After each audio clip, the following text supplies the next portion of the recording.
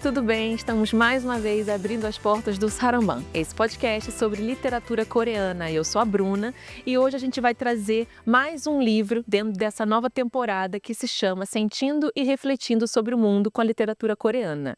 Dessa vez, o livro escolhido é o Vita Contemplativa, ou sobre a inatividade do Byung-Chul Han, que já apareceu aqui antes, né, com 2 livros dele na temporada anterior, e hoje a gente está com um convidado mega especial, que vem a ser o tradutor desse livro. Lucas, muito obrigada por ter topado esse convite e por estar aqui hoje com a gente. Eu que agradeço, Bruno. É um prazer estar aqui com vocês. Ai, a gente pegou ele assim na hora certa, porque você vai, né, para a Itália, depois você fala mais disso, a gente falou, não, a gente tem que ter um episódio com ele. Bom, eu vou ler aqui rapidamente o que a gente sabe a seu respeito e depois a gente dá a chance de aprofundar, tá bom? Lucas é filósofo com graduação, mestrado e doutorado na USP, então é nosso colega aí de faculdade, além de tradutor de livros de filosofia alemã contemporânea e professor de filosofia. Segundo as nossas contagens, ele já traduziu 9 livros do Byung-Chul Han. Será que eu tô certa? Eu acho que é isso mesmo. Jesus, tá bom. Olá, pessoal, eu sou a Denise Nobre. Acho que agora vocês já estão aí habituados à dupla dinâmica de volta nessa temporada. Eba! Vamos aos recadinhos e depois a gente volta aí esse papo com o Lucas Machado, então, que eu também tô super ansiosa aqui, que o Lucas já traduziu muito a obra do Han. Aliás, eu já fiz um curso do Lucas, que foi muito interessante, então eu tô super ansiosa para essa conversa. Mas vamos lá. Estamos, então, com os últimos livros aí que foram lançados e as pré-vendas, que são Uma Garça Entre Lobo e Red Palace, da Juni Her, pela Panini Books. Água, da Suzy Lee, que veio pela Ará Cultural, né, e publicada pela editora Caixote. Pelos Olhos de Shissun, que é da Chon Seran, tradução do Guilherme Miranda e veio pela editorial Planeta. O Fenômeno Jungkook, que é aí uma não ficção, né, uma biografia não autorizada, né, da Vônica Kim, que saiu pela Bestseller. O queridíssimo aí, Filhos do Céu e da Ursa, a história da Coreia dos primórdios até o século XXI, do Emiliano Unzer, que já esteve aqui. E esse livro, assim, tá imperdível. Conta tudo da história da Coreia pra gente, que tava precisando, né, de algum material, assim, específico. Sim. Veio pela editorial Planeta, pelo selo Crítica. Temos mais, peraí, o Camélias e Outras Histórias, do Kim Yoo-jong, que é a tradução da Camila Jusumas, também lá da USP, né, nossa colega de curso. Pela editora Urso, a Incrível Loja de Perfumes, da Jean Solar, que é a tradução da Maria Furtado, pela Inside Books. Também é da USP, a Maria, colega minha, inclusive. Mais uma. Essa eu não conhecia. Pão de Nuvem, da Bequiná, que veio também pela Ará Cultural, no selo da Companhia das Letrinhas. A Garota da Cabine Telefônica, da Issuyeon, pela Rocco, tradução da Núbia também, que também é nossa colega, que também já esteve aqui. E o Tudo é Música, da Miran, que veio pela SM Educação. Acho que é isso por hoje. Quanta coisa, hein, gente? Estamos crescendo aí na diversidade, muitos livros infantis, ficção de cura, romance, não ficção. O que não falta é livro pra gente se aprofundar cada vez mais na literatura coreana. Isso aí. E bom, lembrando então que essa é uma temporada com patrocínio da LTI. E, bom, esse livro, a classificação etária, caso alguém queira saber, a gente recomenda para adultos ou então jovens que tenham uma cabeça aí mais madura, mas não vejo grandes temas que possam ser gatilhos ou coisas desse tipo. Lembrando, então, que todos esses livros que a Dê falou vão estar aqui embaixo na descrição, assim como o link para compra. E não se esqueça de seguir a gente nas redes sociais e também pelo YouTube e pelo Spotify. E acompanhar o nosso site www.saramban.com.br, novidades, resenhas, cobertura de eventos. Vamos lá, galera! Bom, pessoal, então vamos aí descobrir o porquê que a gente convidou o Lucas para vir conversar com a gente sobre esse livro. Lucas, conta um pouquinho pra gente da sua trajetória, como que você conheceu, né, a obra do Han. Sim. E se tornou aí um dos tradutores, né, que mais traduziu a obra dele, eu acho. Sim. Conta pra gente. Bom, então, como vocês já falaram, eu fiz toda a minha formação em filosofia pela USP, né? E pro sanduíche do meu doutorado, passei um ano lá na Alemanha, em Bonn. E aí, nesse contexto, eu tive a oportunidade de traduzir um livro do meu supervisor, que era o Marcos Gabriel, meu supervisor lá da Alemanha, pro português, pra editora Vozes, né? E a partir daí, como eu comecei esse trabalho com eles foram me passando outros livros e em um momento eles me passaram o No Enxame, do... Na era digital, né, gente? Isso. Aham. E foi a partir daí que eu tive o primeiro contato com o Han, na verdade, nesse trabalho de tradução mesmo, né? Mas, ao mesmo tempo, deu para perceber que ele dialogava muito com os meus interesses, porque para além... Bom, a minha pesquisa toda da iniciação científica até o doutorado foi sobre idealismo alemão, né? Particularmente Hegel. Só que eu sempre tive outros interesses paralelos, eu sempre me interessei muito por filosofias asiáticas e filosofias não ocidentais de modo geral, né? Inclusive, a gente organiza na USP, a cada 2 anos mais ou menos, uma jornada de filosofia oriental. E ao longo dos anos a gente acabou também, junto com outras pessoas, fundando a ALAF, que é a Associação Latino-Americana de Filosofia Intercultural.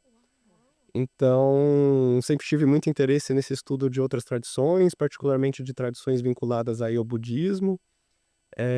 E é claro que o Han, é muito interessante que o Han ele justamente faz esse casamento, de alguma maneira, de uma tradição filosófica, entre aspas, ocidental, digamos assim, e alemã, né? A formação dele mesmo toda é na Alemanha. Com essas temáticas de pensamento e filosofia asiática, né? Tem vários livros dele que ele aborda esses temas, como filosofia do Zen budismo, a ausência, aroma do tempo. No próprio Vita Contemplativa isso aparece também, né? Então, ao mesmo tempo que ele está discutindo questões bastante contemporâneas, bastante atuais e relevantes, né? Para além disso, eu acho que ele dialoga com outro interesse meu, que é pensar a filosofia como modo de vida, baseado em autores como Pierre Hadot. Inclusive, eu estou para publicar um artigo sobre o Han e a filosofia como modo de vida. Você tem o Vita Contemplativa justamente é uma das principais referências dentro desse tema, né? Uhum. Mas é isso, acho que o Han, eu acabei me encontrando com ele por acaso, mas continuei porque de fato ele dialoga com muitos dos meus interesses na filosofia, né? E o tipo eu acho muito importante como ele traz todos esses referenciais para pensar problemas contemporâneos bem relevantes e trazer uma certa clareza para nossa compreensão deles, né? É isso. Nossa, muito legal. Então, No Enxame foi o seu primeiro, acho que a gente registrou certo. Então, então a gente colocou 9 aqui, que a gente tem Sim. a informação, tem Louvor à Terra, tem o Vita Contemplativa, tem Filosofia do Zen Budismo, Morte e Alteridade e outros. Muito legal. Bom, então falando um pouquinho da ficha técnica do livro, então ele foi publicado na Alemanha em 2022 e a tradução para o português brasileiro já veio em 2023. E atualmente esse livro aqui está na 3ª reimpressão, né? Então é sucesso. O Byung Chul Han é sucesso de vendas, né? Tanto que tem muitos livros dele. E na Coreia foi só lançado em 2024, em coreano, né? Então é uma curiosidade, assim, editora Vozes. E eu vou ler rapidinho aqui sobre o autor, né? Você já comentou um pouquinho, mas só reforçando. Então, ele é coreano, mas se fixou na Alemanha, onde estudou filosofia na Universidade de Friburgo e literatura alemã e teologia na Universidade de Munique. Então, ele tem doutorado em Martin Heidegger, falei certo? Heidegger. Heidegger, ok. É professor de filosofia e estudos culturais na Universidade de Berlim e autor de inúmeros livros, todos publicados aqui pela editora Vozes. Exatamente. Vamos simplificar um pouquinho a sinopse e aí o Lucas já conta pra gente um pouquinho um panorama geral do livro, pode ser? Claro. Porque esse livro, ele basicamente fala aqui que nós estamos perdendo a nossa capacidade de não fazer nada. Aham. Que a nossa existência é completamente absorvida pela atividade e, portanto, totalmente explorada. Como só percebemos a vida em termos do desempenho, tendemos a interpretar a inatividade como um déficit, uma negação ou uma mera ausência de atividade, quando, muito pelo contrário, é uma capacidade independente interessante.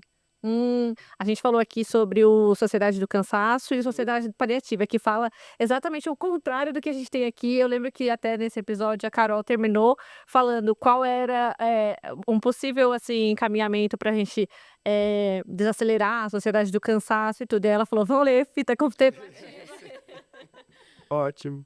Bom.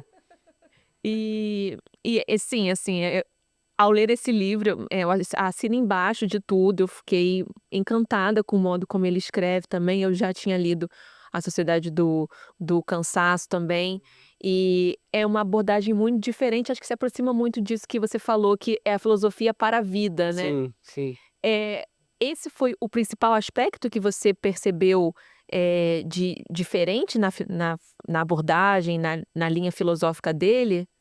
Do livro ou do Han de uma forma mais. Do Han, de um modo geral, aí depois pode entrar no Sim. livro. Na verdade, a princípio, essa conexão só foi aparecendo pra mim um pouco com o tempo, ao longo que eu fui lendo mais obras do Han, né. No princípio, o que aparecia de uma forma mais clara era, eu diria que era esse modo como ele mobilizava uma certa tradição filosófica também de pano de fundo alemão, né, mas para pensar temáticas atuais, que é o que aparece muito no Enxame, né. Na verdade, toda uma certa tradição filosófica, entre aspas, ocidental aí, que ele mobiliza para pensar sobre essas questões, né. Mas, ao entrar em contato com outros livros, como Filosofia do Zen Budismo particularmente, né, também outras perspectivas foram se abrindo aí, eu acho que muito nesse sentido de mostrar, que o Han também, apesar da gente associar ele muito a um certo diagnóstico muito crítico da nossa sociedade atual, às vezes talvez pudesse até dizer pessimista, em que parece Aham. que não tem muita escapatória, né, a sociedade paliativa é bem, adota bem esse tom, assim. Ele na verdade, em diferentes momentos da sua obra apresenta o que poderia ser visto como uma outra forma possível de vida, né, uma alternativa à nossa forma de vida hoje.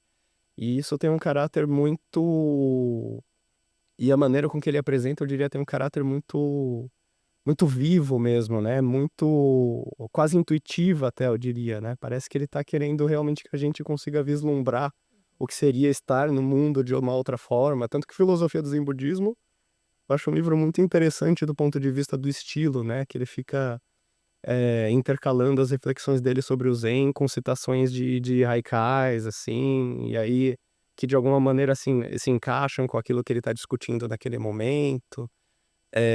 Isso também para mim tem a ver com esse olhar da filosofia como modo de vida, no sentido de que, o propósito do discurso filosófico nesse contexto é surtir um certo efeito transformador no indivíduo, né. E para isso você não pode apelar só para o raciocínio, para o intelecto, você tem que ter uma certa sensibilidade aí, saber mexer com a sensibilidade do indivíduo, né. Eu acho que o Han em certos momentos ele consegue fazer isso, bastante bem. E o Vita Contemplativa eu também acho que é um momento em que ele faz isso de maneira bastante inspirada, né. Eu brinco que para mim o Vita Contemplativa é o Filosofia do Zen Budismo 2.0, porque da minha perspectiva tem uma mudança no pensamento do Han a partir da Sociedade do Cansaço. Antes ele o tipo de crítica que ele fazia da nossa sociedade se valia de um vocabulário filosófico distinto, assim, quase oposto, porque é engraçado, né, a Sociedade do Cansaço fala de excesso de positividade, e antes ele tá sempre criticando a sociedade contemporânea capitalista pela sua negatividade, então, quase inverte mesmo, Uhum. né. Então me parece que diante dessa inversão de diagnóstico, ele teve que reformular um pouco algumas das ideias dele de como descrever essa outra forma de vida, que é o que ele já tentava fazer no Filosofia do Zen Budismo, e que aí ele faz de novo, dá uma nova cara com o Vita Contemplativo. Muito bom, inclusive porque aí você fala que você acredita que os ensaios dele, então, tem esse tom de ser meio que, mobilizador, né, Sim, pra ação. sim. E é curioso, né, porque é até paradoxal, porque a gente tá falando de vida contemplativa, Sim, onde ele tá sim. falando pra gente se tornar inativos, Sim. é passividade ali. Sabe, a gente precisa dessa mobilização pra que a gente consiga desacelerar e ter esse momento de Sim. inatividade. Eu acho que talvez a questão aí é que quando se for que concepção a gente tem de atividade mesmo, Aham. né, o que que a gente entende por atividade nesse contexto, porque quando o Han tá falando sobre a inatividade no Vita Contemplativa, me parece que ele tá pensando antes de tudo em atividades produtivas, né? Que é como a gente tende a pensar Sim. que as atividades devam ser compreendidas, pelo fato delas produzirem alguma coisa. Sim. E aí, justamente, né, o Vida Contemplativa, um pano de fundo indispensável dele é a Sociedade do Cansaço, em que ele está falando que a nossa sociedade é caracterizada por esse excesso de positividade, que a gente acha que a única coisa que confere sentido à nossa vida é a nossa autoafirmação como sujeitos. A gente quer se mostrar do quanto a gente é capaz como sujeito, e se sentir potente, capaz, se sentir excepcional como sujeito. E a maneira fundamental pelo meio da qual a gente busca isso é produzindo. Quanto mais a gente produz, parece que a gente é mais capaz de conquistar as coisas que a gente quer. Quanto mais a gente se sente capaz de conquistar, mais a gente se sente reafirmado como indivíduo. Sim. E por isso a gente entra nessa lógica de achar que a gente tem que estar sempre ativo, no sentido de estar sempre produzindo alguma coisa, né? É interessante que nesse livro ele resgata essa ideia de que a gente precisa voltar para o natural, né, para a nossa natureza, né. sim. Então isso que você falou de atividade, não é só o trabalho, né, hoje em dia a gente agrega como utilidade tudo que a gente vai fazer, ao esporte, ao sono, a saúde, tudo, né. É o lazer. A gente já falou várias vezes aqui do quanto hoje em dia, até no momento em que a gente está ali no final de semana assistindo uma série, as pessoas querem otimizar e assistir mais séries em menos tempo. Sim, é horrível. Então ele parece que ele fala assim: "Olha, a nossa essência não é essa, a gente está adoecendo", né. Aqui é um livro que acho que traz essa esperança, que tem uma saída, né, como Sim. você comentou. E acho que a questão aí, e aí entra essa discussão sobre mobilização, eu acho que um termo interessante que o Han usa no Vita Contemplativa ele fala de política da inatividade, né? Quer dizer, mobilização, mas no sentido de pensar como a gente repensa a nossa sociedade para que ela priorize esses momentos em que a gente pode simplesmente ser e não ter que fazer alguma coisa, para que ela forneça os meios para que a gente possa eh, permitir aos indivíduos se realizarem e realmente desfrutarem das suas vidas e da sua liberdade por terem essa possibilidade de não estar a hora toda tendo que trabalhar, Performar produzir, também, sobreviver, sim. performar, né? Que isso deveria ser o que norteia a nossa, digamos assim, isso que deveria nortear o nosso horizonte como sociedade, né? É isso que deveria direcionar os nossos caminhos. O quanto a gente pensa uma sociedade em que é possível viver desse modo em que a gente pode desfrutar das nossas vidas e do fato simplesmente de que nós somos, em vez de achar que a gente sempre tem que estar conquistando alguma coisa que no fim das contas vira uma luta por sobrevivência, né? É, é engraçado, eu lembro, tava conversando com o pessoal um dia que teve aquele episódio que uma moça, o cara pegou e colocou a faca no pescoço dela, né? Acho que lá na Paulista, ou alguma coisa Sim. assim. E aí, quando perguntaram pra ela o que ela pensou, ela só falou assim: Não, eu tava pensando, meu Deus, eu tendo que fazer tanta coisa e aqui, quer dizer, você chega, e a preocupação da pessoa nessa hora é o que ela tinha mais pra fazer, né? Mas eu acho que uma resposta simples pra isso é que se a pessoa não se sente particularmente ameaçada naquele momento, é que na verdade no fundo a gente sente que a gente tá sempre lutando pela nossa sobrevivência. A gente já tá nesse dispositivo de estresse que a gente acha que tem que estar fazendo alguma coisa para garantir a nossa sobrevivência, né? Então, aquilo não muda nada fundamentalmente na rotina dela, dessa perspectiva. Nossa, ótimo exemplo, é um ótimo exemplo, porque isso resume, acho que o livro traz, o que o Han vem, né, discutindo em vários livros, e acho que é o que a gente todos nós sentimos, né, uma ameaça constante, né, ela não Sim. para. Eh, Lucas, para a gente entrar no título em si, Vita Contemplativa, a gente Sim. em primeira mão, assim, eu tinha achado que eu tinha escrito errado no Google, né.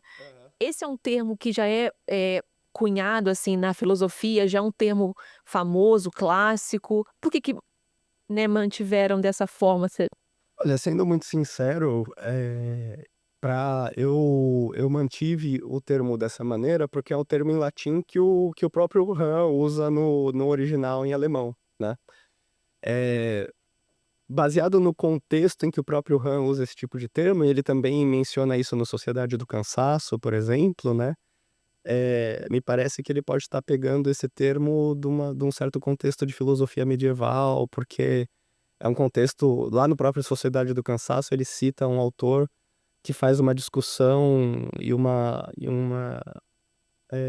comparação, uma certa contraposição entre a vita contemplativa e a vita ativa, né? E aí, uma referência que ele tem em mente aí também é a Hannah Arendt, porque ele está se contrapondo ao livro da Arendt que se chama justamente Vita Ativa, né? Também o Hã? termo em latim. Então, é particularmente por essas razões que eu achei importante manter, porque ele mesmo quis manter o termo em latim, e acho que por essa série de razões alheias. Também, sobretudo por esse contraponto à Arendt, né, que aparece de maneira muito forte no livro. Tem um capítulo do livro que é basicamente ele fazendo uma Sim. crítica da concepção da Arendt, Uhum. de ação e do ser humano como sendo caracterizado pela ação e assim por diante. Agora, como eu não sou especialista em filosofia medieval ou mesmo filosofia latina, eu não sei dizer se ali esse é um termo tão consolidado, assim. Foi mais uma opção de tradução diante da forma com que o Han estava usando o próprio termo. Ah, interessante. E aí, aproveitando essa pergunta, então, sobre esse título, na questão mesmo do fazer, né, Uhum. dessa tradução. Como que foi para você, fazer essa tradução do alemão para o português, enquanto também sendo filósofo, né? Você teve, assim, alguma dificuldade? Aconteceu, assim, de você encontrar termos que você não conhecia, aí teve que pesquisar, aquela filosofia para poder saber do que você tinha que fazer, ou então mesmo ruídos culturais, né, linguísticos. Sim. Como que foi esse processo de tradução? Deu muito trabalho aí? Sempre tem bastante trabalho envolvido, né? É 9 livros, Sim. Jesus. Bom, tem uma série de questões, né? Eu acho que um dos aspectos mais desafiadores, às vezes, de traduzir o Han é como ele faz muitos jogos de palavra em alemão, né? O Han é apaixonado pela língua alemã. Sim. Para ele é um grande fascínio, né? Porque para ele, na verdade, isso é bastante interessante, né? Dá para perceber até pelos relatos autobiográficos dele, de que a Alemanha, de uma forma ou de outra, é esse outro no qual ele se sente em casa, né? Essa espécie de estrangeiro que tem um fascínio e que ao mesmo tempo ele se sente muito pertencente àquele contexto, né? Então ele realmente tem um grande fascínio pela língua alemã, uma coisa que você vê muito no Louvor à Terra também, né?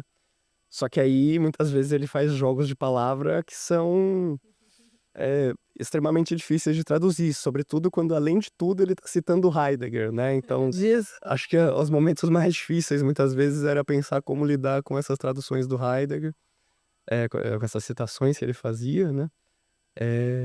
Mas eu acho que é um processo de muitas camadas, que traz desafios, tanto de, às vezes, ter um termo do alemão que você não conhece, você precisa recorrer, ou algum termo mais técnico, filosófico, que você também precisa dar uma pesquisada para ver como que isso geralmente é traduzido e ver se você vai usar aquela tradução ou não. No caso do Heidegger, isso também acontece, porque, por exemplo, tem um termo que é o Stimmung, que muitas vezes comentadores traduzem como tonalidade afetiva, mas que eu achei que no contexto do que o Han estava falando, e inclusive do tipo de jogo de palavra que ele estava fazendo, não ia fazer muito sentido eu traduzir dessa forma, fazia mais sentido eu traduzir como disposição, né? Porque tem a ver com essa questão da sua disposição mental, do seu estado de ânimo, né?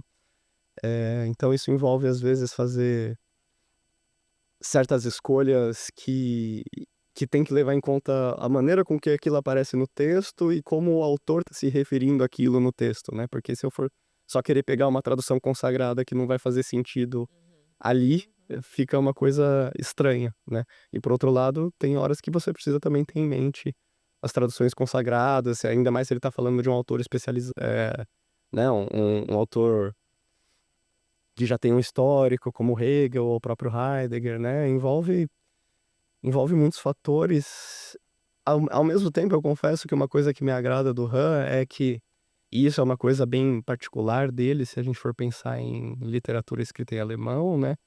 Ele escreve de maneira muito sucinta, né? As frases dele são sempre, na maior parte das vezes, frases curtas, e isso, em geral, tende a facilitar o processo de tradução, né. O coreano é muito assim, né, É, muitos textos coreanos são mais curtos mesmo, não sei dá a se tem sensação de ser isso talvez mesmo, a que é a mentalidade. É, o estilo que me importa, assim. sim, Inclusive, pode até ser. amarrando aqui tudo isso, porque, na temporada anterior a gente teve esse episódio sobre Sociedade do Cansaço e Paliativa, e quando a gente teve o encontro na livraria da vila, uma das Aham. questões que me fizeram foi: "Mas Han é literatura coreana?" Hum, E aí eu falei: "Olha gente, eu sei que existe essa polêmica, porque a escrita dele é em alemão, né, então Aham. até você falou agora literatura escrita em alemão". Ele cita muito, né, porque existe uma palavra em alemão que significa isso, Sim. isso, lá". O que a gente pensa que se num livro coreano seria: "Ah, existe uma palavra em coreano que Ele significa faz isso muito mais do que ele faz com o coreano, assim. Acho que o sim, coreano eu vi ele só fazer uma vez na vida, que sim". foi Louvor à Terra e o Muito mais, mas aí a gente falou, né, que aqui além da gente ter esse abraço, né, pra diáspora, a gente tem também esse abraço para os coreanos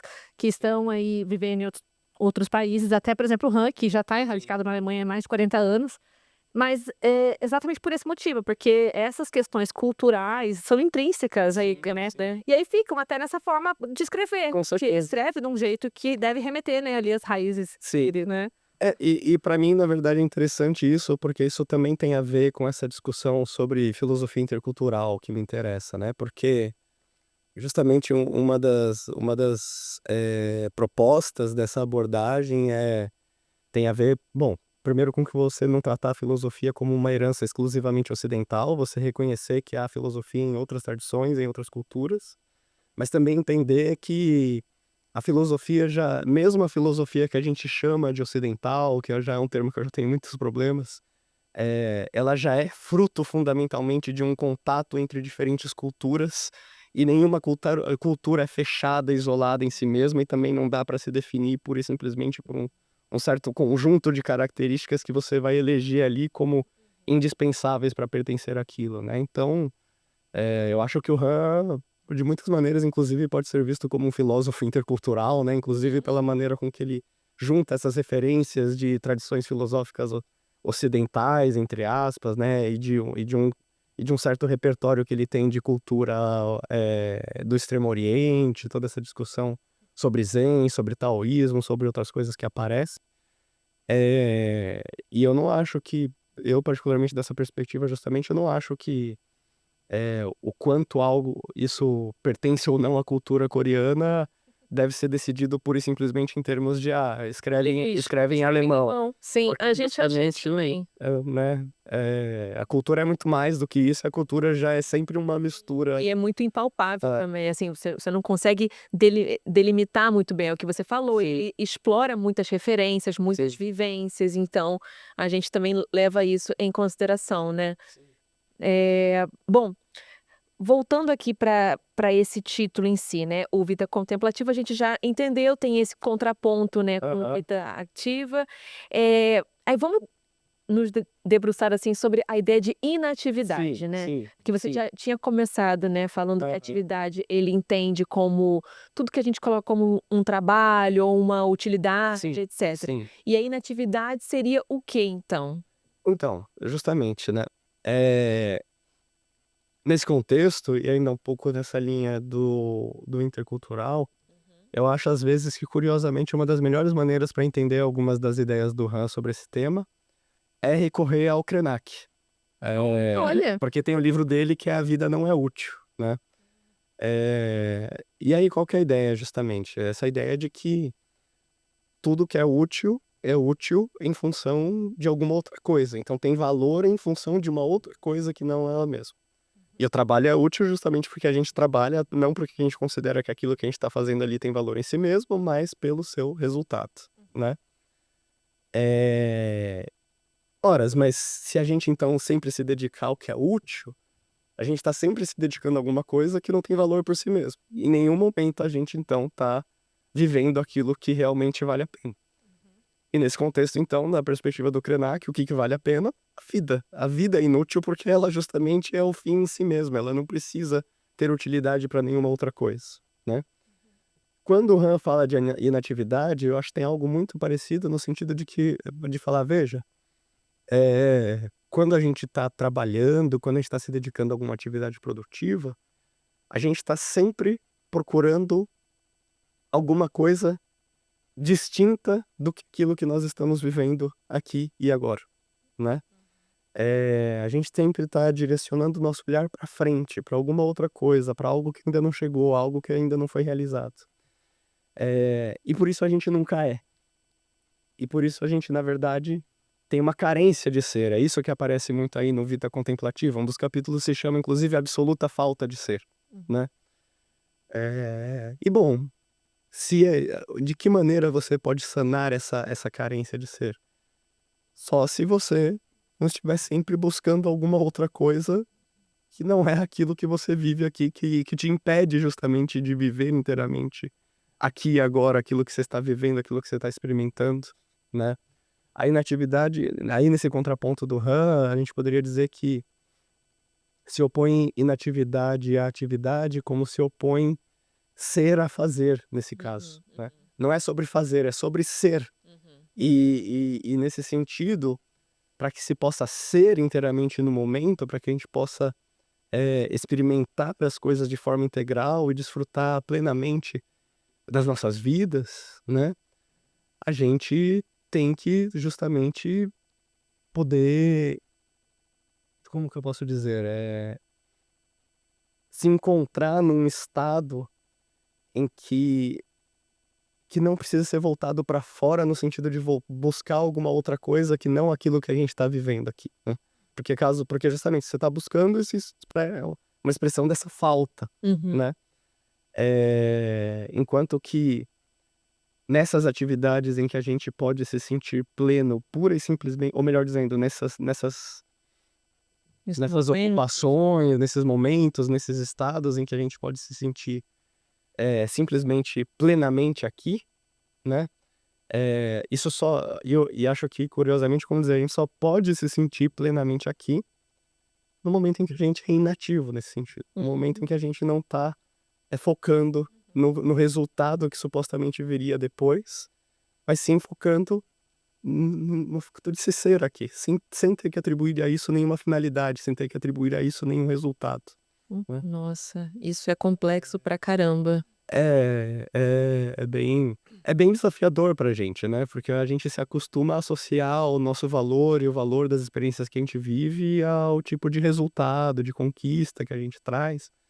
Eu acho que isso tem muito a ver justamente com algo que o Han discute bastante, que é uma certa concepção de liberdade que se consolidou, né, nesse nosso contexto moderno, contemporâneo, focado muito nessa ideia da liberdade como a liberdade do indivíduo de alcançar os seus objetivos, realizar as suas metas, eh, conquistar coisas que o reafirmem enquanto sujeito, como a gente estava dizendo, né?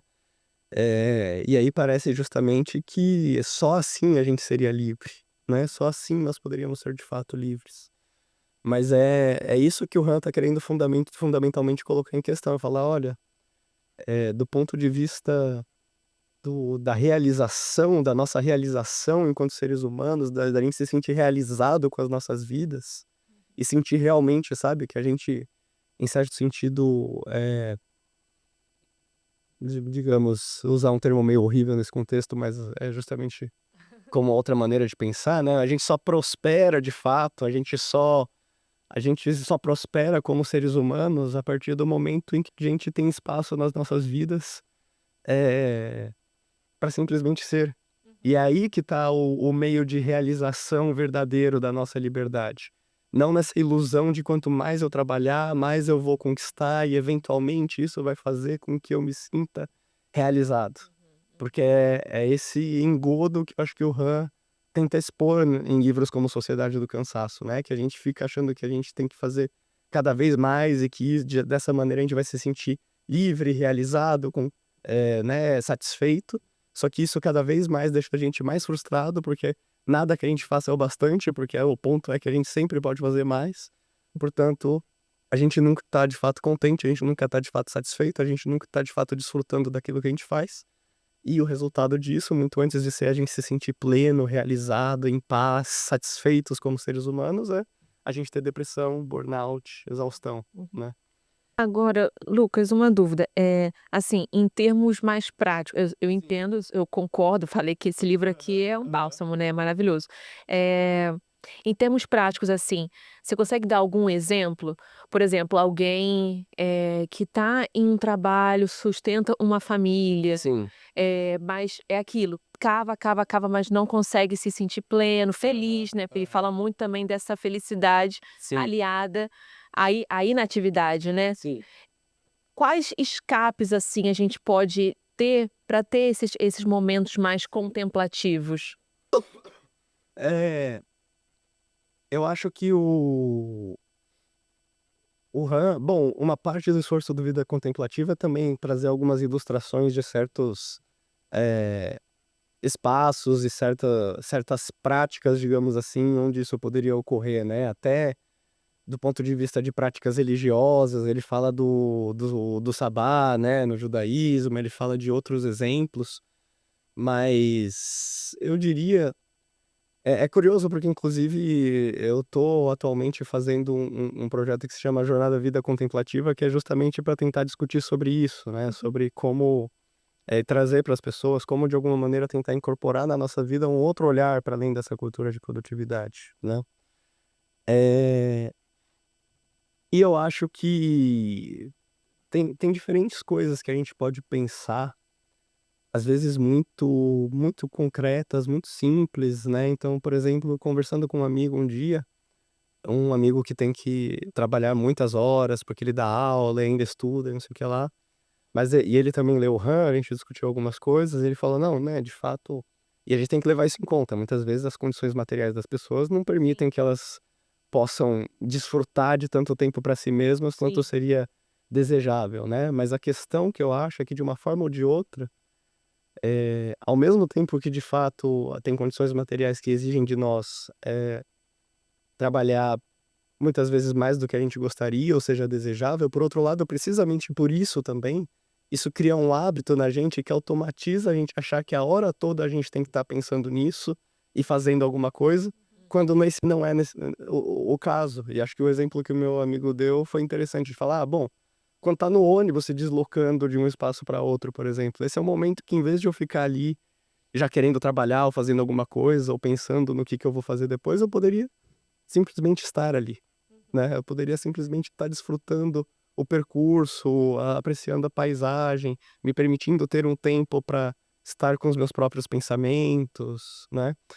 Eh, eu acho que a questão é como como a gente vai se permitindo inserir dentro dos momentos que a gente de fato tem, essas ocupações, em certo sentido, dá para dizer atividades também, mas atividades são fim em si mesmas, né, tipo, coisas que a gente faz pelo valor que elas têm em si mesmas, né.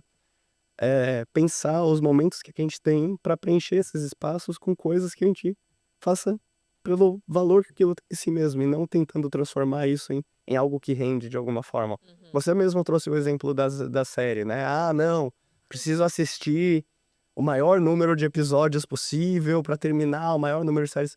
Não, vai assistir a série que você quer, assiste a série que você já viu 1 milhão de vezes, não importa. É um momento que para você desfrutar, não é para você fazer isso render, né. Você tem 20 minutos, poxa, fica 20 minutos sem fazer nada, fica deitado na cama, não porque e aí entra esse desafio, né, porque é muito difícil a gente não se sentir culpado fazendo isso, mas se a gente entende que é aí, na verdade é disso, na verdade, que a gente extrai o maior valor das nossas vidas, então, pô, descansa, relaxa de fato, se permita fazer o essas coisas, sempre que você tiver a possibilidade de fazê-las, né, e isso envolve várias coisas, não só a própria questão do hobby, né, como que você pode, porque também tem essa questão, né, quanto muitas vezes a gente de uma forma ou de outra já quer monetizar os hobbies, assim por Sim. diante, tipo, eh, não, sabe, joga alguma coisa, faz um esporte, vai andar, faz as coisas que você gosta de fazer, porque é o que você gosta de fazer pelo prazer, né. Passa o tempo com a sua família, claro, a gente tá falando de ter contemplativo, a gente pode pensar outras coisas eh, um pouco mais específicas também para quem tem esse tipo de interesse, como meditação, como outros tipos de práticas nesse sentido, que eu também acho muito interessantes e que também são bem ilustrativas no sentido de dizer: "Olha, mesmo que você tenha 5 minutos apenas do seu dia, por exemplo, para meditar, Uhum. eh, A gente sabe o quanto só 5 minutos que você para e faz isso, muitas vezes já transforma inteiramente a qualidade do seu dia, né. Como que você vai encarar aquilo. Porque é isso, é sobre você se permitir estar simplesmente ali, né. Tem muitos caminhos diferentes para isso, e eu acho que a principal pergunta que a gente tem que fazer é: o que que pra mim eu faria pelo prazer de fazer, sem nenhuma outra necessidade, e que poderia fazer aqui, nem que fosse por 5 ou 10 minutos, 20 minutos, o que que fosse, né. E também tem uma coisa, Lucas, é interessante porque você está aí trazendo atividades, hobbies, né, que a gente Sim. pode colocar como Aham. apenas hobby, né, e sem querer Sim, aperfeiçoar, sem querer cobrar, exatamente. etc. Aham. Mas também não tem esse lado de, tipo, se eu ficar sem fazer nada, tipo assim, ficar parado por 10 minutos, Com eu não certeza. posso ser invadido pelos meus pensamentos? Com certeza. Então aí eu não vou estar meio que com complexando ali as coisas em vez de distrair a mente. Isso que eu fiquei com essa dúvida, sabe, se essa inatividade eu tenho que distrair a minha mente, então faço Aham. aí eu com as minhas atividades, eu faço algo para não pensar em problema, Sim, etcétera, sim. ou se realmente eu te é para encarar, é pra ficar ali pleno, mas encarando o que Sim. vier. Eu acho que, assim, Difícil. tem uma questão que é, de uma forma ou de outra, não existe eu acho que não existe absolutamente nada que a gente não possa instrumentalizar para qualquer outra finalidade, né, inclusive para a finalidade de ser produtivo. Eu acho que, uma coisa muito importante é que a gente tem que abandonar a ilusão que tem algum discurso que não pode ser apropriado pelo capitalismo. Absolutamente tudo pode ser apropriado, absolutamente tudo pode ser aparelhado. Quanto mais a gente achar que se a gente fala de uma forma a gente não é suscetível a isso, a gente já está se submetendo a isso. Eh, mas eu acho que a questão é que, na verdade, a maneira com que o Han descreve a vida contemplativa aí, eu diria que ela é multifacetada, né, tem diferentes experiências associadas a esse estado da contemplação, porque justamente são esses tipos de experiências que todos têm em comum a ênfase no ser, né, no fato de você simplesmente nessas experiências e não tá preocupado com o que vai resultar depois do fato de você ser ali, né. E é claro que muitas vezes alguém que gosta de um hobby, como um jogo, ou um esporte, ou dança, ou o que quer que seja, muitas vezes vai desfrutar dessa condição ali. O Han detestaria que eu fizesse associação, mas nesse caso eu acho que faz sentido, que é essa coisa do estado de fluxo, né, o tal do conceito ali da psicologia positiva, porque esse conceito em particular eu acho que tem umas coisas interessantes. Mas essa ideia, você tá completamente imerso naquela experiência, né. Eh, agora é claro, muitas vezes você pode transformar isso em fuga, você pode pegar para fazer coisas mas é interessante, porque se você for parar para pensar nisso, deixou de ser um fim em si mesmo, percebe? No fundo você não tá fazendo pelo prazer daquilo, você tá fazendo porque você não quer pensar em uma outra coisa. Então a tartaruga Aí é a fuga. aí é a fu acho que é essa a questão, se você tá fazendo aquilo para fugir, então também tem uma pergunta até que ponto você tá. Querendo Se ou não for só pra fugir, né, acho que essa é a questão. Todo mundo quando joga às vezes você precisa se distrair um pouco e tal, eh, mas na medida em que tiver algum prazer em si mesmo daquilo pra você, né, acho que isso vai ser importante. Agora, e também vai permitir que aquilo não seja só algo utilitário que você tá fazendo: "Ah não, não quero pensar nisso". sim. Mas acho que é igualmente importante não excluir dessa questão da vida contemplativa que ela envolve sim coisas que a gente teria mais dificuldade de aceitar, como por exemplo, você ficar simplesmente deitado e não tá, realizando nenhuma atividade específica, seja um hobby, seja um esporte ou o que quer que seja, né. Você poder estar sozinho com seus pensamentos, você poder estar simplesmente ali sem ter que ter nenhum propósito, sem ter que estar voltado para qualquer essa é um aspecto importante, né, porque também é isso.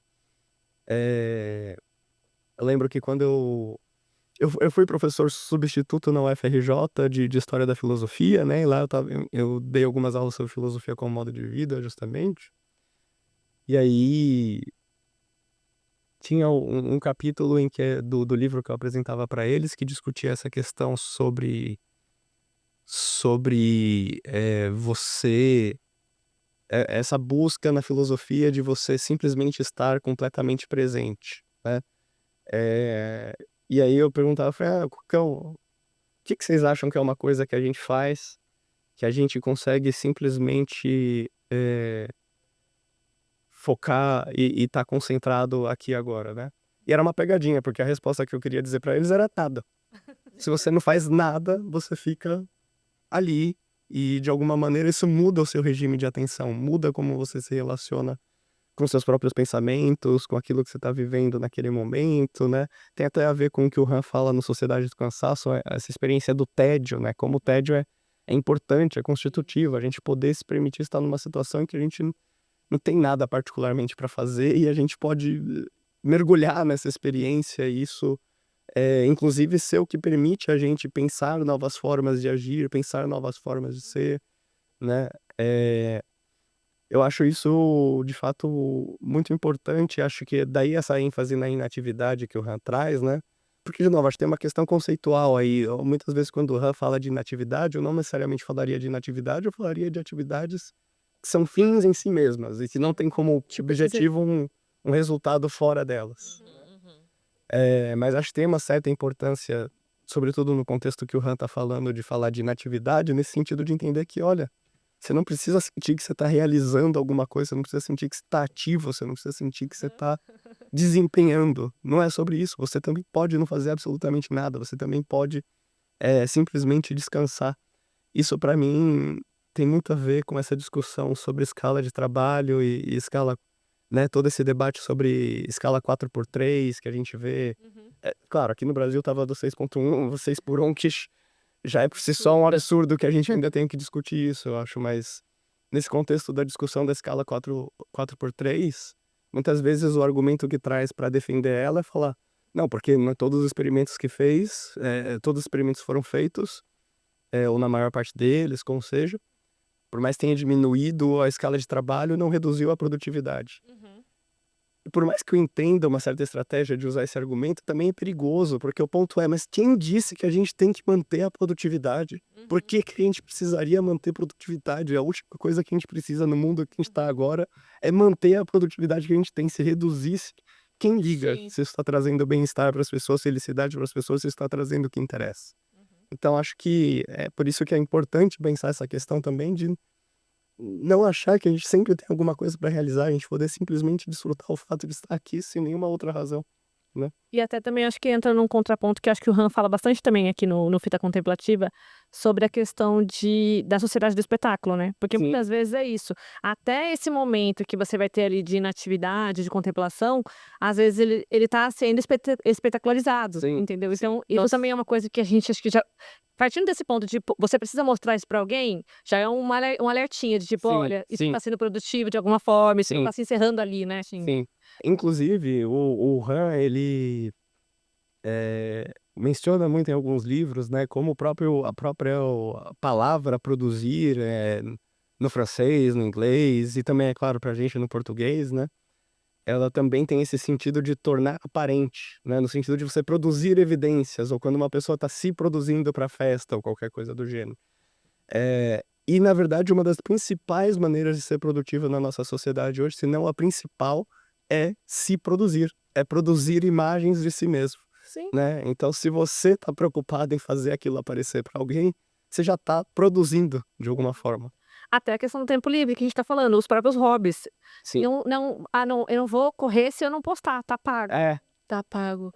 Tem isso, você só sente que você cumpriu aquela tarefa se você compartilha com o mundo, né? Sim. Então, a gente não só tá em uma sociedade do desempenho e da performance ali, como também do espetáculo. Então, Sim. é uma coisa que leva a outra, aí a gente fica cansado. E essa ideia de tempo livre também, Sim. não é para existir assim, esse termo me incomoda e acho que incomoda o Han também, Sim, tipo, sim, não é sim. para ter um tempo livre, é para você ter tempo, né? É para Exato. você ter o seu tempo. Exato. Então, o tempo livre ele entra como uma exceção ali. Se sobrar Sim. um tempo, é o seu tempo livre, Sim. o que sobrar, não é? Exatamente, essa questão de que o tempo livre, na verdade, é, na melhor das hipóteses, apenas para ser um momento de recuperação para você poder continuar trabalhando. E que por isso mesmo ele não tem valor por si mesmo. Quanto mais eu conseguir reduzir e continuar trabalhando sem isso, melhor, né? E não eu acho que uma das frases mais perversas do mundo é tempo é dinheiro, né? Essa é. Se eu não me engano, o Cândido falou uma coisa sobre isso também, né? De falar que é uma das piores frases que a gente pode imaginar, porque o tempo, na verdade, é o tecido da nossa vida, né?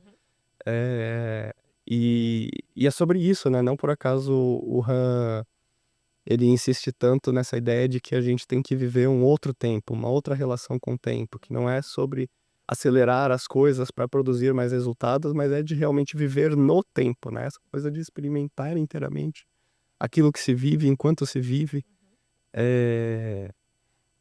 E é claro, isso se torna muito difícil. E aí entra a questão, né? Acho que vocês colocaram esse exemplo interessante de que você faz uma coisa e você acha que você tem que mostrar para o mundo para aquilo ter sentido.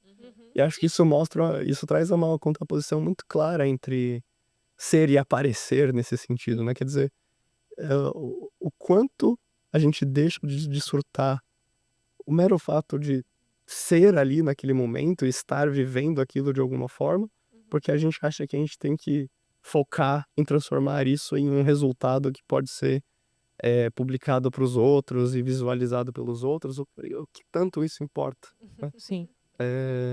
É, Eu tive essa experiência, acho que eu já falei isso milhares de vezes, mas é que foi muito significativa para mim. sim. Eu não uso o Instagram, acho que é mais de um ano, assim, Aham. porque eu percebi justamente isso, e eu falei: "Cara, se eu não parar agora, vai dar muito, muito Sim. ruim". Sim. Então eu estava nesse ciclo, e acredito que muitas pessoas estejam também, e não conseguem perceber o quanto que a sua existência não está resumida, né, primeiro, em você compartilhar isso, e em segundo, a opinião dos outros sobre Sim. a sua vida, né. Então, eh, parece que essa atividade constante até para definir nós mesmos, né, como você Sim. comentou.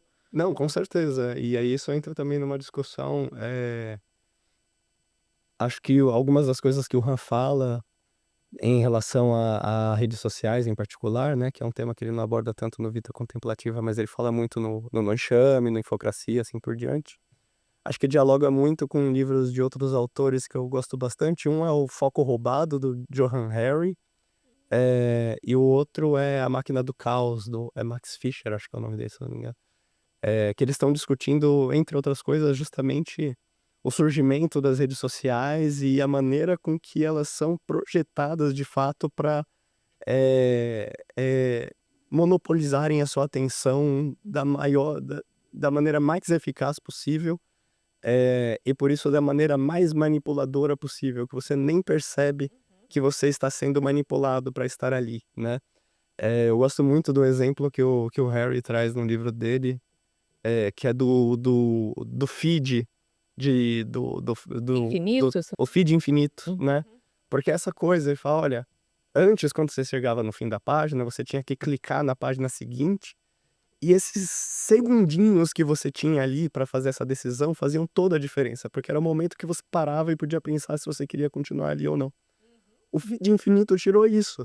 Mas aí, e veja, como é 1 segundo, 2 segundos, a gente nem se dá conta do impacto que tem na nossa vida o fato de que aquilo não para, aquele fluxo não para, né? E essa questão das redes sociais traz à tona também uma coisa que você acabou de falar agora há pouco, sobre o tédio, né? Porque isso também aparece bastante aqui, né, nesse Sim, do RAM, porque as pessoas acham que você está sem fazer nada é entediante, né? sim. Então, hoje a gente vive nessa sociedade Aham. neoliberalista, capitalista, que a gente está aí o tempo todo hiperestimulado, né? Sim, E o tempo inteiro sendo manipulado a estar consumindo coisas que vão deixar a gente feliz, contente, alegre, ali imersos naquilo. Então parece que hoje as pessoas têm medo do tédio, não é mesmo? Ou fogem, né, ou fogem fogem, desse sim. tédio. e acho que aí entra muito nessa questão da distração, né? Eu lembro que uma vez um amigo me mandou um artigo, eu tinha que localizar, assim, mas é muito interessante com esse artigo que estava falando, que ele falou, olha, a gente passou por um período em que a arte foi sendo substituída pelo entretenimento, digamos assim. Mas agora a gente está numa outra fase, o entretenimento está sendo substituído pela distração. A gente tem coisas que não são, elas nem entretêm, na verdade, elas não são nem um entretenimento em um certo sentido, elas só nos distraem. E isso tá se tornando cada vez maior.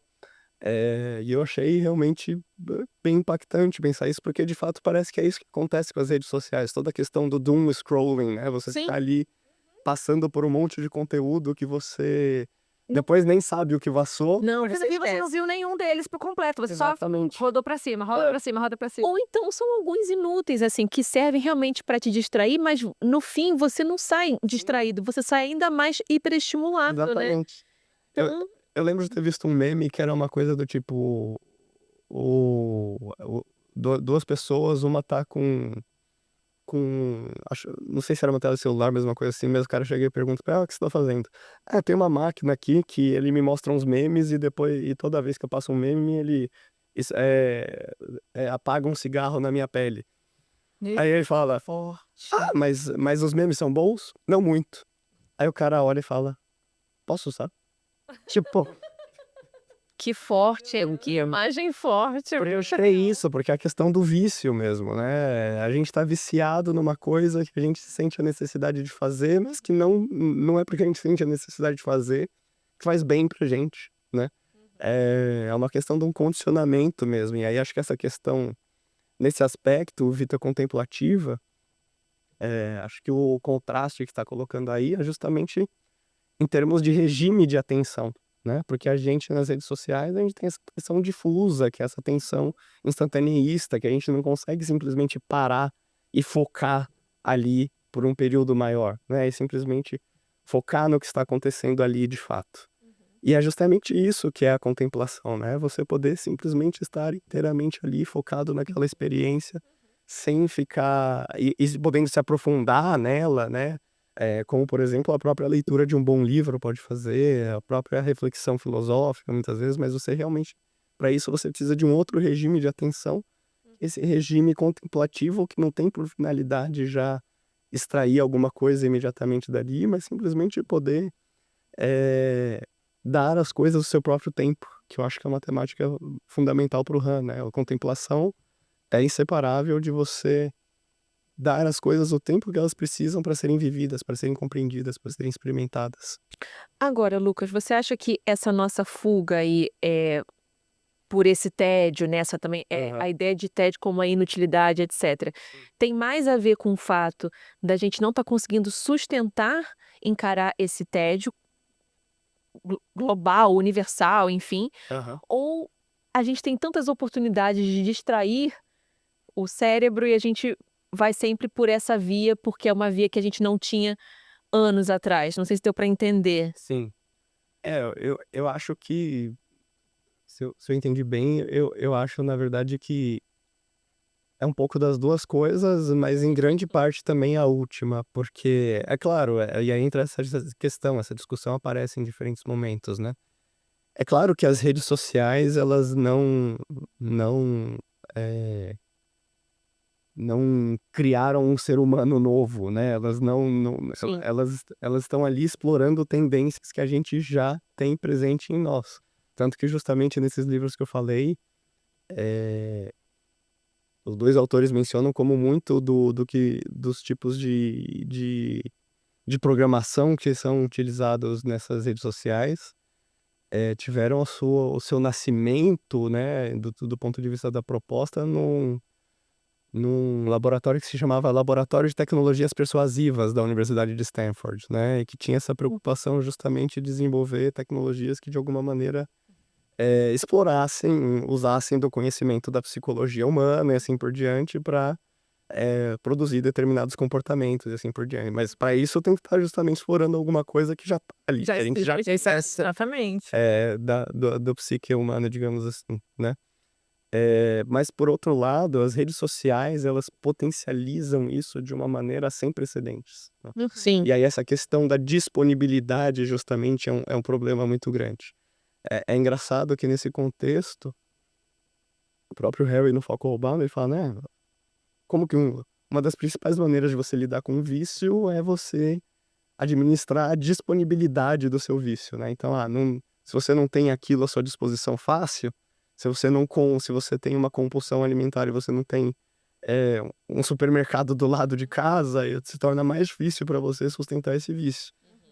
Só que se a gente tem um vício em redes sociais e tudo que a gente precisa para isso é ter o celular à mão, então se torna muito difícil resistir a essa tendência que a gente já tem, né? Exatamente porque o próprio, como você falou, ela foi feita, a estrutura é para te manter ali. Aí uma das coisas que a gente, eu já ouvi falar bastante vezes, eu nunca tentei fazer, porque eu não acho que o meu caso é crítico ainda. Mas uma das coisas que pode ajudar é a questão de você desligar as notificações, né? Sim, sim. Porque toda vez que você recebe uma notificação, você vai para aquilo. Sim. Então, se você desliga, aí você vai conseguir administrar um pouco o tempo Sim. de só usar quando for aquele momento que você tá ali com o seu tempo livre, entre muitas aspas, Sim. e pegar o celular para ver o que tá acontecendo na rede social. Mas se você não faz isso, a todo momento que vier uma notificação, você vai querer ver. E não é por acaso, é justamente uma das tecnologias que É aparecem isso. nesses livros que eles estão dizendo que foram pensadas e programadas para prender a sua atenção, e isso até antes, isso com os e-mails, começou até com os e-mails, notificação de e-mail, sabe? É todo esse sistema de notificação. E isso é uma coisa, eu acho muito bom você ter trazido isso, porque justamente essa é uma das coisas que mais me irrita, o quão pouco controle nos é dado das notificações em todos esses aplicativos, né? E geralmente te coloca essa escolha do tipo, ou não tem nenhuma notificação, ou Ou tem todas. Sim. e aí, nesse contexto, é claro que geralmente você vai escolher gente quer entre tudo. todas. Quando não, sabe? Eu fico pensando num termo, se a gente precisaria ter uma espécie de soberania da notificação, sabe? Me deixa, eu quero decidir exatamente como, quando, onde, de quem eu quero receber notificações, né? Sim. Do tipo, sei lá, programar o WhatsApp e o e-mail para só me mandar notificação de mensagem 2 vezes por dia, ou o que quer que seja. A não ser que tenha alguma emergência, mas aí você poder configurar a emergência para falar, o que que eu posso receber quando é fora desse momento, né? Aham. Não é por acaso que não se dá esse controle pra gente. E isso justamente é mais uma dessas manipulações praticamente invisíveis, porque as pessoas não se dão conta que o próprio fato de você ter ali essas notificações a hora toda é para moldar o seu comportamento, assim. E é para você querer estar sempre ligado, né? Sim. Não pode perder nada. Sim. Quando que, na verdade, pô, fulaninho postou um treco que eu posso ver mais pode tarde. viver isso. E você pode muito bem viver sem isso, exatamente. Então, é isso mesmo, é tão violento, é muito sutil, mas só que também muito violento, né? Sim, sim. Eu já aboli faz tempo, não é para mim. E aí a gente tinha colocado um bloco para isso mesmo, né, para inatividade nessa era digital, né, que também não adiantaria de nada a gente ter esse momento inativo e ir para uma rede social, não se trata disso, né, a gente já conversou que a rede social é muito pelo contrário disso. Você acha que nesse mundo hiperdigitalizado que a gente está vivendo, essa busca pelo fazer nada se tornou ainda mais complicado? Se sim, por quê? Por essa oferta maior? Alguma outra questão? Sem dúvida se tornou muito mais complicado, né, e eu acho que tem a ver com uma série de coisas que, sobretudo, se conectam ao que é a tendência da nossa sociedade hoje nesse sentido, né, de acentuar certos processos próprios ao nosso sistema econômico, toda a questão do neoliberalismo e de um certo processo aí pelo qual a gente está passando, que tende de fato a acelerar tudo na nossa vida e fazer com que a tecnologia que a gente tem à nossa disposição seja voltada a isso também, né? Ainda mais no contexto que a gente está falando de inteligência artificial, uso de inteligência artificial para aumentar a produtividade, assim por diante. E nesse sentido, na verdade, uma coisa que eu gosto bastante do livro do Harry, do Falco Roubado, e que dialoga bastante com o Han, é que no Falco Roubado ele está tentando discutir as diferentes forças presentes na nossa sociedade que impactam a nossa capacidade de ter atenção. E ele está enfatizando a hora toda, olha, não é uma questão individual. Isso vai muito alinhado ao Han, né? Que o próprio mecanismo pelo qual a gente é controlado é o de ficar achando que tudo é responsabilidade individual e tem que ser resolvido individualmente, mas não é, né? E aí isso aparece no Harry também, que ele tá falando, olha, quando a gente leva em conta que tem uma série de fatores que afetam a nossa atenção e que não dependem da gente como indivíduo simplesmente, a gente entende que tem uma questão maior aí, né? E eu acho muito interessante como, em última instância, ele fala: olha, mas a nossa sociedade já está passando por um processo de aceleração faz muito tempo, mesmo antes das redes sociais, mesmo antes da digitalização e assim por diante. E, no fim das contas, a gente fala, no fim das contas, onde que isso começou? Onde que está a raiz do problema? A raiz do problema está na Revolução Industrial, quando a gente passa a priorizar o crescimento econômico acima de tudo. Aí é claro que a aceleração é a tendência para a qual a gente necessariamente vai, né? E por isso que eu acho interessante o Han falar de uma política da inatividade, porque é isso, é pensar uma outra ordem de prioridade, que exigiria pensar uma outra economia, uma outra forma de vida, de fato, né? Porque enquanto a gente tiver uma forma de vida, uma economia que é pautada pelo crescimento econômico a todo custo, não tem outro resultado possível, porque Exatamente. crescimento econômico envolve produzir, produzir envolve trabalhar, trabalhar envolve não contemplar. Então, certamente não é uma questão por acaso, né? Eu acho que o próprio fato da gente estar numa sociedade que é fruto do desenvolvimento dessas tendências é o que leva a que essas próprias tecnologias tenham tomado a forma que elas tomaram, Sim. né? O que, por outro lado, também não acho que precisa ser tratado como um destino, porque, de novo, nisso eu acho que eu tenho uma perspectiva em alguma medida distinta da do Han, porque eu não acho que o digital é o inimigo por si, assim, né? Inclusive, eu acho que tem muitas experiências digitais interessantes que propiciam a possibilidade, de fato, de você ter experiências contemplativas. Eu sempre falo muito de um jogo chamado Proteus, que a única coisa que você faz no jogo, o jogo gera uma ilha aleatória, e a única coisa que você tem pra fazer no jogo é andar na ilha.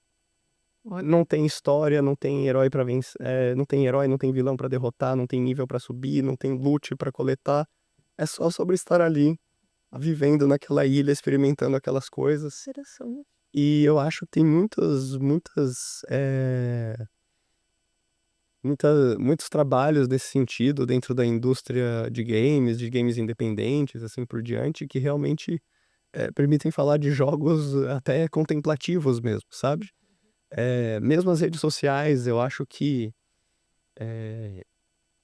Orkut era uma rede social maravilhosa, por uma série de razões, na verdade. Tem se falado muito disso, de um retorno ao Orkut, porque hoje em dia, porque querendo ou não é isso, né? O Instagram, o Facebook, eles estão muito dentro dessa lógica de performar e cada um é um produto de si mesmo. E do Orkut não era muito, né? Tipo, já tinha começado um pouco ali aqueles depoimentos, lembra? Sim. Mas já é uma coisa de tipo assim, tô te dando um selinho de que você é um amigo super legal.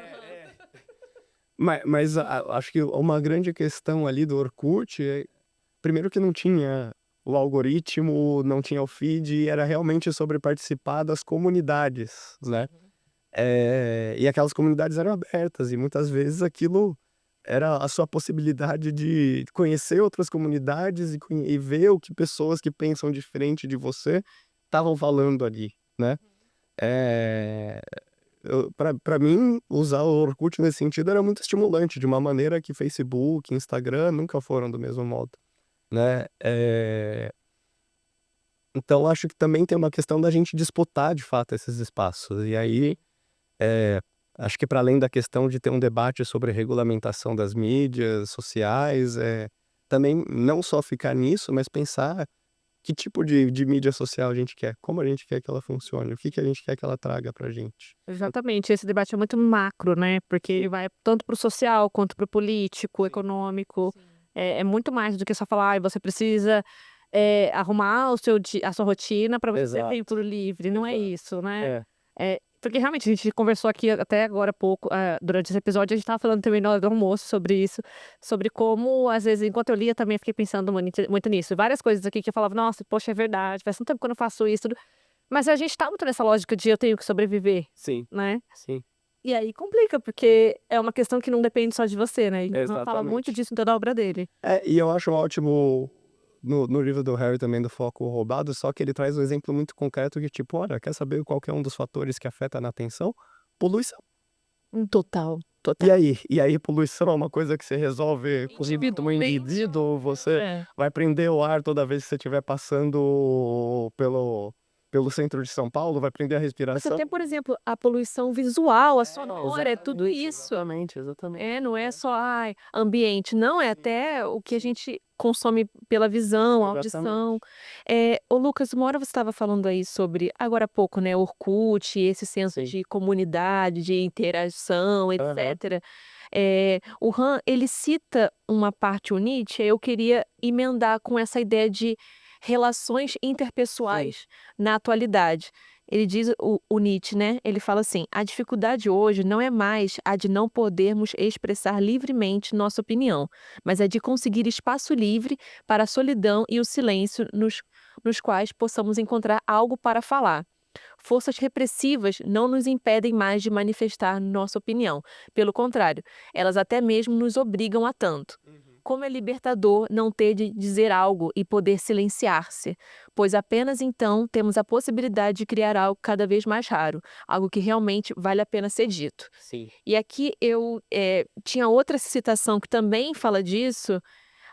Eu vou emendar um trecho dessa. Aham. Como falta tempo para pensar e tranquilidade nesse pensar, então a inatividade, as pessoas não mais ponderam as opiniões divergentes, contentam-se em odiá-las e ponto final. Sim. Então, unindo essas duas e relações em redes sociais, em que as pessoas não conseguem lidar com opiniões que são diferentes das Sim. dela, e nos quais elas sentem que sempre tem algo a dizer, Aham. você acha então que esse conceito de inatividade, entender, né, essa política toda, essa mudança de ordem, Sim. possa impactar, melhorar essa questão? Com certeza. Eu acho que trazer essa questão do silêncio é particularmente interessante, importante. Aí tem até um livro da Petra Chaves sobre isso, né? Mas eu acho que a questão toda essa questão. De novo, né? A gente volta para o que estava falando de você fazer um exercício, tirar uma foto e mostrar. Parece que a gente sempre tem que mostrar serviço.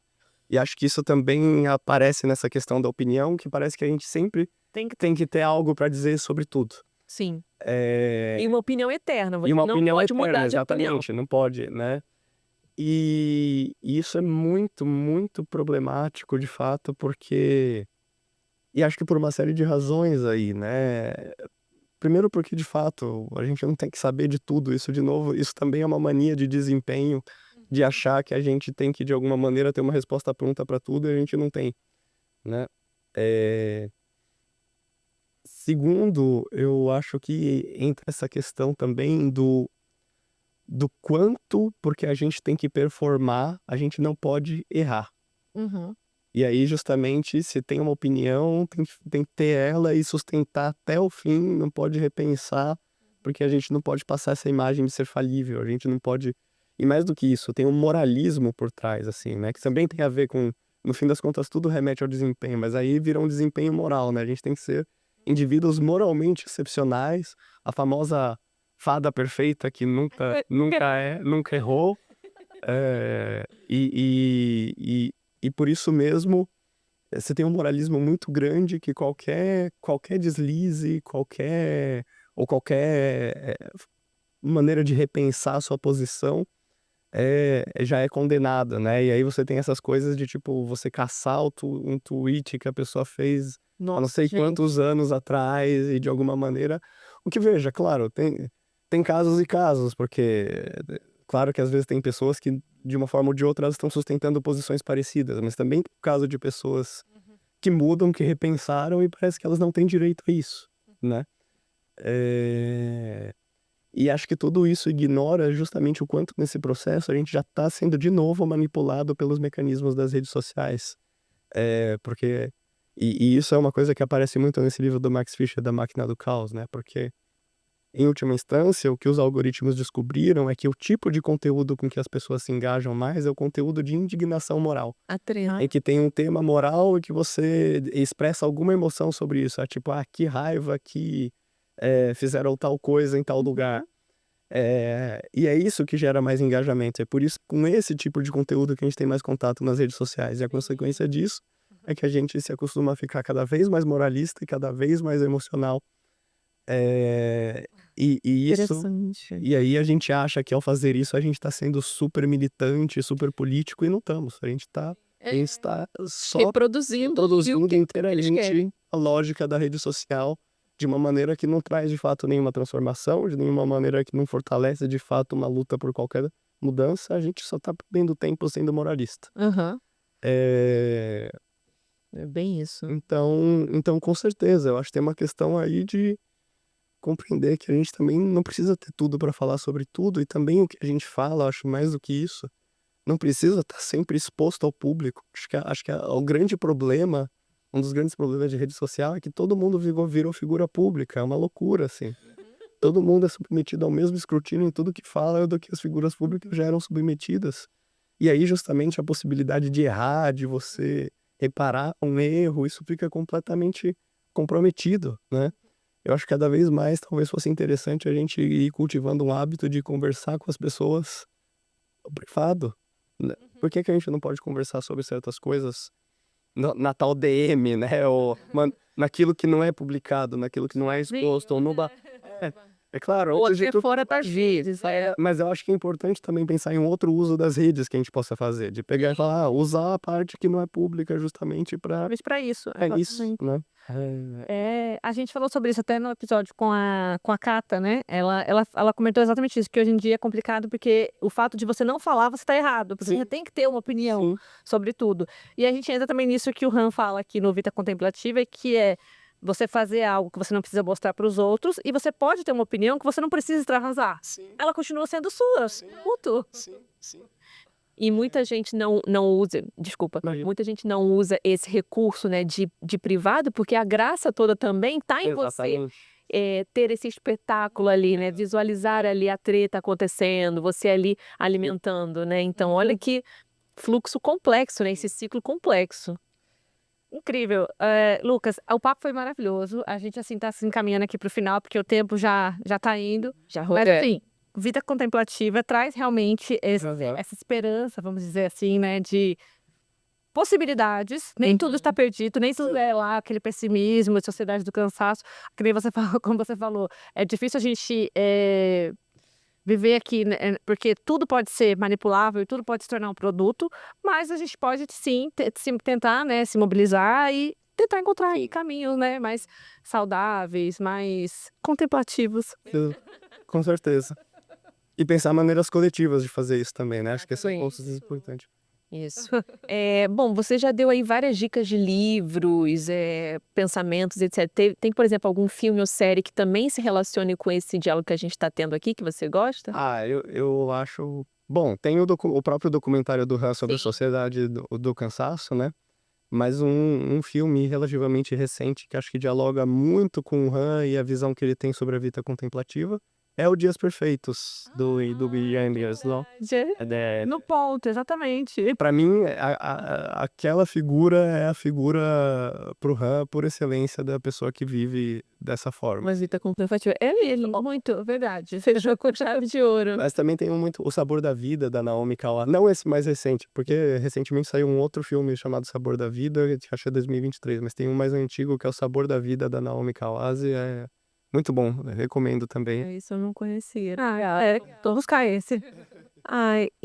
Então, para os ouvintes, né, que nos acompanharam até aqui, onde eles podem te encontrar nas redes, faz o seu fazer o Seus cursos, né? Sim, seus cursos. Bom, o meu Instagram, né, onde eu divulgo as coisas que eu faço de cursos, essas coisas, é o @filosofo_que_ri. Eu também tenho um canal do YouTube do mesmo nome, o Filósofo que Ri. Quem se interessar, tem alguns cursos meus sobre o Han, sobre filosofia como modo de vida, na plataforma da Casa do Saber também. Também sou parte, né, da Associação Latino-Americana de Filosofia Intercultural. A gente tem um canal no YouTube, Alaf Oficial. O Instagram também é @alafoficial. Bom, eu acho que é principalmente isso. Só isso, né? Só isso. Não, mas foi ótimo. Pro pessoal que acompanhou a gente até aqui, a gente também vai deixar todas essas indicações aqui na descrição. Então, podem ficar tranquilos que não vai perder nenhuma dica. Sim, né? isso aí. E obrigada e até a próxima. Obrigada, Lucas. Tchau, tchau, tchau, tchau.